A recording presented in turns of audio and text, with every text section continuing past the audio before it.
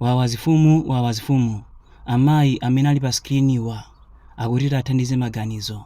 Mayiwa ndi okwatira ali ndi ana atatu, koma mwana mmodzi ndi wa abambo amene akhala nawo limodzi panopa.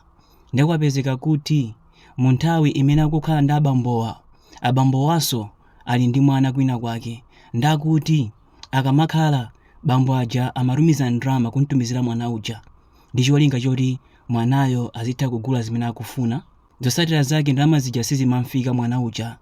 Ndalama zija mayi yake a mwana uja amakhalira kudya, kumagulira zovala izi ndi izi, ndi mwana uja amavutika.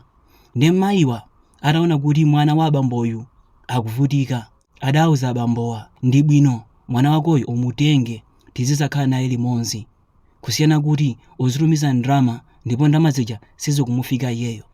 Zotsatira zake mwana uja adamtengadi, adayamba kukhala naye limodzi.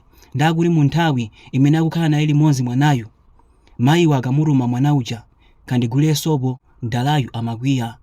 Kayamutuma kuti kolopa nyumba, ndalayu amakwiya. Mwanayu ali form 2 ndipo ali nzaka 14, amaphunzira pa Likuni Girls ndi pamene amaphunzira. Ndakuti mayiwa akhala akupirira kwa nthawi yayitali. Ndikwapezeka kuti dzulo mwana uja mwayekha adapanga chiganizo chofuna kusambisa mwana wa mayiwa wang'ono. Zotsatira zake adansambisa mwana uja, mayiwa samaziwa china chilichonse. Ndi mayiwa adamuona mwana wawo ali wakilini, kenako amamfunsa, iwe wakusambisa ndani? Mwana uja adanena kuti wandisambisa ndi wakuti, koma nina mwana wa mbambo uja. Ndi mbambo uja atamva zimenezi sizidansangalase, adayamba kulongolola, mwana ameneyu ndi magazi anga, adankhula zambirimbiri, mwanayu samantume zindizi. Ndi mayiwa zidafika powaropesa chifukwa chakuti ndalayu amalongolola kwambiri. Kenako adamuyankha mdala uja, uziwa chani, iwe ngati waropa ndi banja ungondiuza, nkusiyana kuti tizikangana deire chonchi.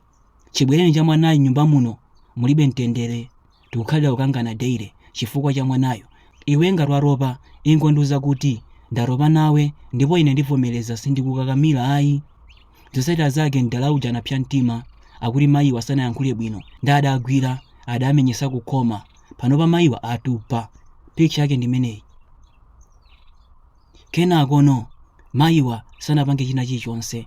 Ndi mayiwa abwera pano ndi cholinga chakuti athandize maganizo. Kodi azifumu, mamuna wanu atapangani zimenezi, inuyo mungatani? Mungapitirize banjalo kapena mungathe kulisiya?